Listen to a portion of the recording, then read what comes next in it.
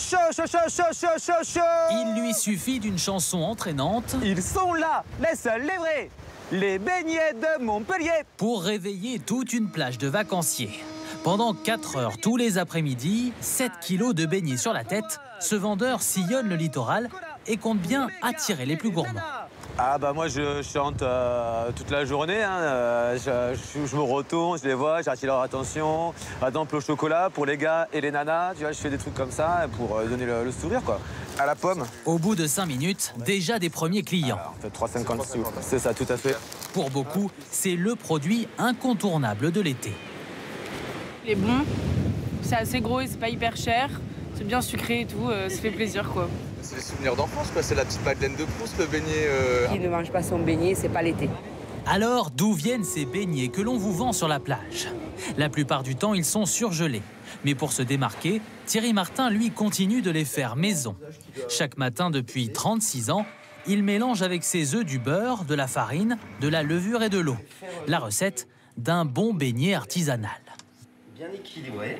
C'est important de revenir à un produit qui est frais, c'est là qu'on a le plus de saveurs.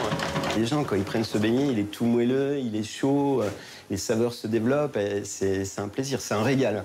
L'inconvénient du frais, c'est que tout doit être vendu dans la journée. Il faut donc calculer les quantités au plus juste pour éviter les pertes. Ce week-end, on pensait qu'il allait y avoir énormément de monde, et puis il y a la brise marine qui soufflait, qui était assez forte, et les gens sont partis beaucoup plus tôt, et on a eu beaucoup de retours. Il y a eu 15% à peu près de la production qui a été invendue, quoi.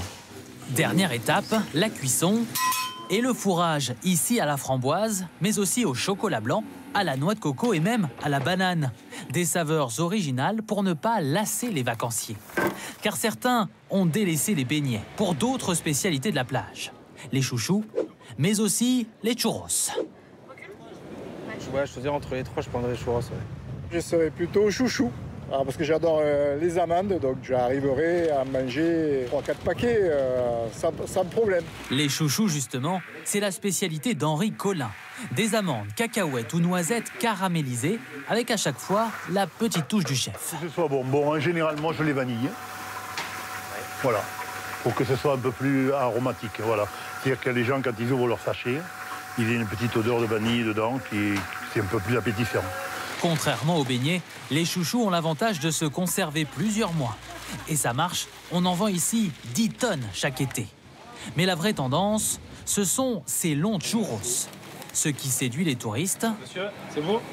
Merci. c'est le prix.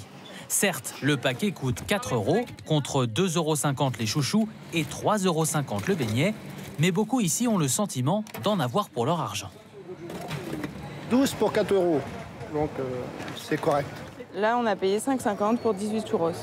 Il faut dire que la recette n'est pas bien compliquée.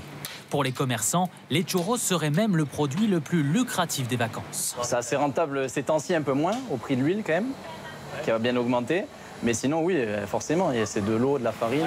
Quelques ingrédients qui suffisent à en faire le plus gros succès de l'enseigne. Les churros représentent ici plus de 50% du chiffre d'affaires contre 20% pour les beignets.